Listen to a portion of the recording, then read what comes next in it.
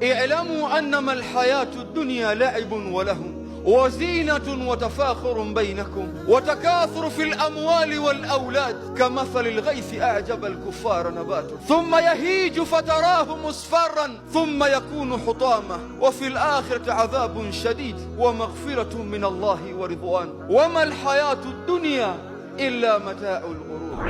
Allah nasema fahamuni, hayakuwa haya maisha ya ulimwengu isipokuwa ni maisha ya mchezo na upuuzi tu. Watafakhurun bainakum, kwa sababu ni maisha ya mchezo na maisha ya upuuzi kwa mtu kujifakharisha, ima kutokana na mali au watoto. Hayakuwa haya maisha ya ulimwengu illa mata'ul ghurur, isipokuwa ni starehe fupi yenye kudanganya. Mtume Muhammad sallallahu alayhi wasallam anasema lan tazula qadama al-'abdi yawm al-qiyamah hatta yas'ala an arba'ati khisal, halitonyanyuliwa guu la mtu yoyote siku ya kiyama mpaka kwanza ataulizwa mambo manne: an umrihi fima afna, umri umeutumiaje? Wa an shababika fima ablah, ujana wako umeutumia vipi? Wa an mali min aina iktasaba fima anfaqa, mali yako umeitumia vipi, umeichuma vipi na ukaitumia vipi? Wa an ilmi madha amila bihi, elimu yako umeitumia vipi? Unavyoona yule ambaye ulikuwa naye, mnaswali naye, mnatembea naye, mnazunguka naye, mnacheka naye, mnafurahi naye, mnaondoka kwenye harakati mbalimbali, pengine anaondoka anaaga katika huu ulimwengu.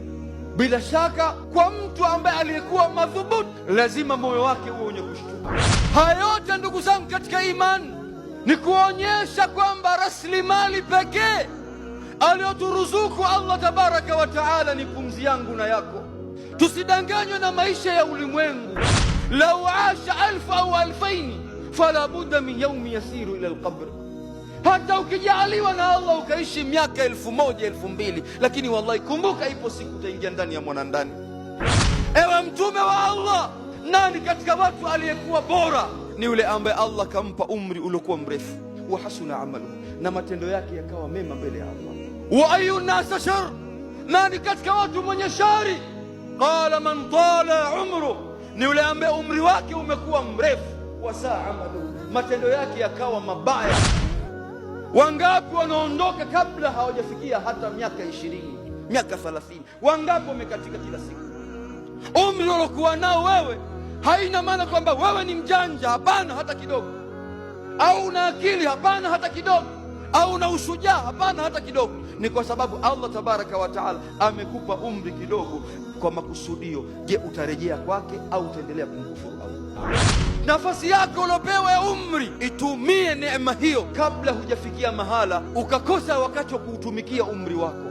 Jipinde wewe kijana kufanya matendo yaliyokuwa mema mbele ya Allah kabla utu uzima haujakukuta. Kuna matendo unaweza ukayafanya ukiwa na nguvu, ukifikia wakati wa utu uzima huwezi ukayafanya yao.